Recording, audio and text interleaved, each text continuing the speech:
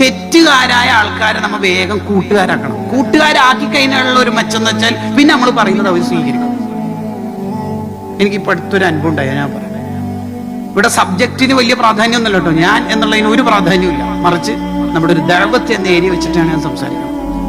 ഈ അടുത്ത് നമ്മുടെ മലബാർ ജില്ലകളിലുള്ള ഒരു ജില്ലയിൽ ഒരു ക്ലാസ്സിന് പോയി, സംഘടനാ ക്ലാസ് കഴിഞ്ഞ് ഒരു കുട്ടി ഒരു വലിയ മുടിയുണ്ട് ആ കുട്ടിക്ക്, ഒരു ഭയങ്കര അസ്വസ്ഥത കണ്ടപ്പോൾ തന്നെ. പക്ഷെ അത് ക്ലാസ് എന്ന് പറഞ്ഞാൽ ദഅവത്തല്ല, വഷളാക്കൽ പരിപാടിയാണ്, അത് ചെയ്യാൻ പാടില്ല.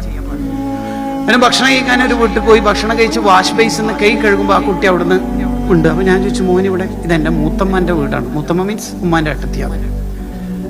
ആരുമില്ല, ഈ കുട്ടി മാത്രം. ഞാൻ അടുത്ത് വിളിച്ചിട്ട് ഞാൻ അവനോട് ചോദിച്ചു, ഈ മുടി ഫുള്ളും നിന്റേതാണോ എന്ന് ചോദിച്ചു.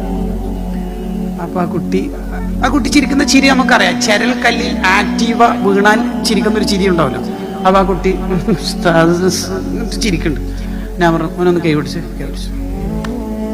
കുറച്ചൊന്ന് പവറിൽ. ഞാൻ പറഞ്ഞു, നാളെ ഈ മുടി കുറച്ചൊന്ന് ചെറുതാക്കിയിട്ട് എനിക്ക് ഫോട്ടോ അയച്ചിടണം. എനിക്കത് അയച്ചൊരു ഇല്ലയൊന്നും എനിക്ക് ഉറപ്പൊന്നുമില്ല. ഞാൻ പോയി.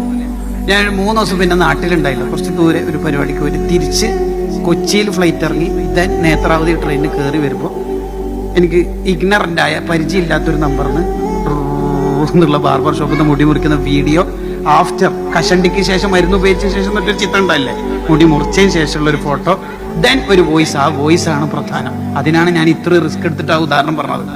എന്താ വോയിസ് എന്ന് പറയാം, ഉസ്താദ് എന്നോട് പൊരുത്തപ്പെടണം, ഉസ്താദ് മുടി നാളെ മുറിക്കണം എന്നാണ് പറഞ്ഞത്, പക്ഷേ എനിക്ക് പനി വന്ന് 2 ദിവസം ഹോസ്പിറ്റലിൽ അഡ്മിറ്റ് ആയിരുന്നു, ഇന്നാ ഡിസ്ചാർജ് ആയത്, ഇന്ന് മുറിച്ചിട്ടുണ്ട് ഉസ്താദ്, പൊരുത്തപ്പെടണം, അതവ് കേട് എന്നൊന്നും വിചാരിക്കല്ലേ. ഈ തലമുറനെയാണ് നമ്മൾ വേഗം നരകത്തിലേക്ക് ഇടല്. അത് നമ്മൾ നിർത്തുക, കുറെ കൂടി ഫ്രണ്ട്ലി ദഅവത്ത് നടത്തുക. അതാണ് നബി സല്ലല്ലാഹു അലൈഹി വസല്ലം തങ്ങളുടെ ഒരു സിസ്റ്റം എന്ന് പറയുന്നത്. മദീനയിൽ ഒരു കുട്ടി ഈന്തപ്പന മരത്തിന് കല്ലെറിയാറുണ്ട് എന്നുള്ള ന്യൂസ് വരുന്നു. അൻസ്വാറുകൾ പരിധി പിടിച്ച ആ കുട്ടിനാ, അൻസ്വാറുകളുടെ ഈന്തപ്പന മരത്തിനാണ് കല്ലേറ് സംഭവിക്കുന്നത്.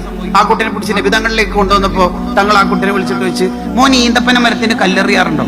കുട്ടികളല്ലേ, നിഷ്കളങ്കരല്ലേ, അവർ ഓപ്പണായി പറയല്ലോ, ആ കല്ലെറിയാറുണ്ട്, ഓപ്പണായിട്ട് പറയാ. അപ്പൊ കുട്ടീനോട് തങ്ങൾ വെച്ച്, അല്ല എന്തിനാ കല്ലെറിയുന്നത്? അപ്പൊ ആ കുട്ടി ഓപ്പണായിട്ട് തന്നെ പറഞ്ഞു, ഈത്തപ്പഴം കിട്ടാൻ. അപ്പൊ തങ്ങള് ലാത്തർമിന്നഹല, ഈന്തപ്പന മരത്തിന് കല്ലെറിയരുത്, വീണ് ഈത്തപ്പഴമൊക്കെ ഈ മോനെ എടുത്തോട്ടല്ലേ, സമ്മതല്ലേ, വീണ് ഈത്തപ്പഴമൊക്കെ മോനെടുത്തോളി, കല്ലെറിയരുത്. അത് കുറച്ച് ഡിസ്റ്റൻസ് വെച്ചിട്ടാണ് പറയണത്. ആ കുട്ടിനെ കുറച്ച് അടുത്തേക്ക് വിളിച്ച് അടുത്തിരുത്തിയിട്ട് തല തടവിയിട്ട് ദ്വാരന്ന് കൊടുത്തു. ഈ കുട്ടിക്ക് നല്ല വിശപ്പ് കൊടുക്കാണ്ട് ചെറിയ വിശപ്പിൽ ഒതുക്കണേന്ന് അള്ളാഹിനോട് ദ്വാരന്ന് കൊടുത്തു.